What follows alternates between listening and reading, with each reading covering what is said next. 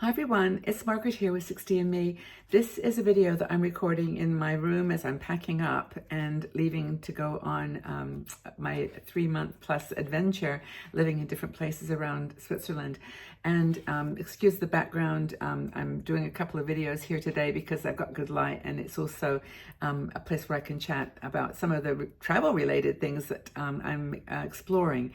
Now, one of the things that's happened this month is I got a call or email from Interrail, and they offered me a Interrail pass. I'd mentioned to them some time ago. I had done it before, maybe 3 years ago, and used their beautiful global pass to go up to Sweden, Oslo, Stockholm, Copenhagen, up in the northern parts of Europe. I wrote about it. There's videos on 60andMe about it. But they said, would you like to do this again? And I said, oh, absolutely. Your timing's perfect because I'm going to be traveling place to place. Well, as it turns out, I started to plan for November and then realized it was just all too much given everything else that was going on with getting to the holidays and Christmas and our trip to Tuscany that we're doing as a group from 60andMe. Well, it's not a 60andMe, it's just a Margaret trip that people are coming with me on. It's going to be fun. It's in Tuscany. So anyway, the whole point was I decided I'll wait till the spring to do this Interrail. But the thing I'm talking about today is train travel, because of course Interrail is a train company. That's the whole point of the pass, to use it to travel around Europe or wherever you are on a pass, which saves you money and is really, really cool. I mean, you've got a lot of flexibility, support. You can book the tickets online before you go, make your seat reservations. It's a very cool way to travel by train. But the whole phenomenon of night trains came up, and I've been aware, of course, about night trains for some time. Trains where you get on in one place and end up at nighttime, and then usually around midnight, and get to your destination in the morning. So it's kind of like a hotel on wheels. Now, there's lots of goodness about this, and I'm really so thrilled that it's happening because so many people now are choosing train over plane, which is, for someone who doesn't like to fly, that's me. But not only that, from the whole environmental perspective, from the sustainability perspective, and also something about the train travel mentality. There's something about it which for me is really, really cool. And but it's my own interest in it is coinciding with a huge resurgence and what's being referred to in all the articles online, the renaissance of train travel. And there's a lot of trains already doing this, and I've actually been on a couple of them. For example, the Caledonian Express that goes from London to it goes to Edinburgh and then up to Inverness and to the northern parts of Scotland. That is a cool train, and that's been going for some time. I'm trying to remember. I've got some notes here when it was. Can't get the date, but it's been around for like maybe 30 years, and it's been doing this trip up from London to Edinburgh and then back down again too. And so I've done that in a couchette, and I've also done it in a seat. So I'm kind of very familiar with the Caledonian Express, sleeper, excuse me. They say express, but it's not fast. It's a slow train, but they call it the Caledonian Express sleeper train. And I've also done an overnight from Amsterdam to Zurich. I did that a couple of years ago, 3 years ago. And again, it was, I didn't do a couchette, though I did a seat. I've done another one. I just remembered I did an overnight to Ljubljana from Zurich. So Zurich, of course, is very central where I live, is very central to most of Europe. So you'd expect there to be night trains from Zurich up to Budapest, to Vienna, I believe, but Amsterdam I mentioned, Hamburg, which takes you up to Copenhagen and to the northern part. But these overnight trains are super amazing and interesting. But the couchettes, where you sleep, are a problem. For me, just for me. Now, I'm an older person. I'm used to traveling solo.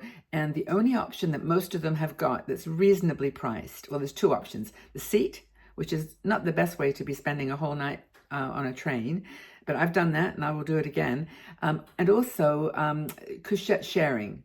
And it's usually 4 people in a small room, bunks, one on the bottom, one on the top on both sides, strangers. And I do not mind a hostel. I've slept in hostels many times, but there's something about train and a couchette in a small space like that just kind of freaks me out. I've got to be honest. So I cannot travel that way. And so overnight trains for me are going to be, well, the Interrail pass gets you the seat, but then you'd have to pay a supplement. And most of them are really out of my budget. They're sort of $300-400 a night. And to me, that's a lot. So the two options I've got are to go on a day train, which most of these places have day trains, which are moderately more comfortable because you can get up and walk about and it's daytime. And then also just sitting in a seat. So I looked at it all, and I was going to do this trip in November, but then I thought I need more money, or I need more. I need to think about it more. But the Renaissance is really cool, and I want to read you just some articles here. There are other night trains that you might know about. There's the Blue Train that goes from the south of France to Madrid, and then there's a ferry. There's a bunch of ferries as well that go from London to Paris, and so this advent of air travel kind of put in like the 30 years, put kind of trains out of business, and routes were discontinued, and lots of trains were taken off the rails. And what was left for many years was the Orient Express, which is like $4,000 a night, or some of the longer, more glamorous Belmont, I think is the company, trains. But there's a renewed interest now, and it's really, really cool. So there's a couple of companies. I'm just chatting with you about what I know, because I'm reading my notes as well. There's two companies that I know of that are really taking the lead on this, other than like SBB, which is the Swiss line. Okay, what's it called? Is it OPP? No, what's the Austrian, German line is Deutsche Bahn. The French is TGV. And then there's one that goes up to the Eastern Europe, and I can't think of the name. I think it's OBB. Anyway, there's four. So there are the national train companies that are doing overnight trips. They're doing their thing, and there's pretty constant. But a lot of new companies too, in fact, are coming up for like the new generation of overnight trains. Number one, they're faster. They're using online technology and faster bookings and all that kind of thing. And they're doing private couchettes. Or they're giving you an option of private couchettes at a reasonable price. So those first one's called Midnight Trains. And that plans to operate two newly built sleeper trains at the end of this year, 24. And that's like between Paris and Italy and Spain. That's actually a pretty cool one. I did actually look into that one. They don't have a lot coming my way. It's more up in the top, like it's Amsterdam to Budapest to Berlin to Budapest. It's up in the northern part of Europe. They had one train that came down to Venice, and that seemed pretty cool, but you had to start in Brussels. So I would have had to have gone up to Brussels and then down to Venice, or back from Venice, I guess. But either way, I'd end up in Brussels at the beginning or the end, and I don't live there.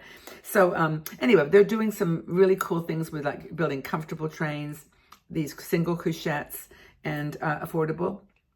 And from what I've seen of the pictures and from reading the reviews, it's cool. It's called Midnight Trains. And then there's another one is called, I think, Midnight Express. Hold on a minute, I've got to get my notes to turn the page around. Well, there's a Trans-Europe Express, which is going to be the first overnight service that, basically came back from the 70s. And that was stopped during the 1990s. What is that other one called? There's a Trans-European Express. My page has got turned upside down here. Oh, it is OBB, by the way, that one. Yeah, and that's it. OBB has got this thing called Nightjet, which is another really cool or a sort of subset of OBB just for night trains. Actually, that's probably the one that is the most well known now in Europe because it has the widest distribution.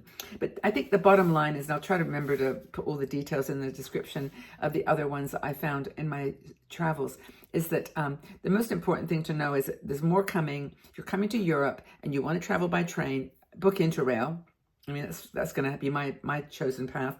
And also, remember when you're making a plan for travel within Europe, that it's just as fast sometimes to go by train. By the time you've got to the airport and waited 3 hours and then 3 hours at the end, you might as well jump on a train and spend an overnight journey there. They are environmentally sound. What was the number? If you go from Inverness in Scotland, which is the Caledonian, to London, I think it was 5 kilograms of carbon dioxide is used, 5. And if you go by airplane, it's 200. So that's the kind of sustainability, environmental benefit to doing it. And, I think there's a lot of really other good reasons, just the harmony of being on the ground, the actual beauty of the elegance sometimes of the experience of train. I know it's not always. If you're on a train like going through Eastern Europe, I know like I went on one to Budapest or Bucharest and it was really rough. But they're not all like luxury things, but it's coming back.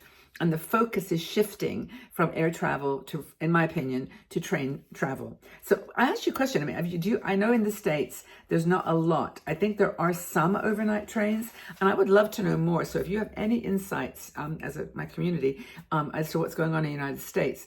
I know Amtrak is your main train line and not probably the best reputation for overnight train travel. But if you've got anything that you know about locally or regionally, I'd love to know. And if you would love to do a European train adventure, I don't quite know how I would organize it because there's too much logistics with multiple people to get on the same train at the same time. There's a couple of companies. One is called Globetrotters. What are they called? Maybe it is called Globetrotters.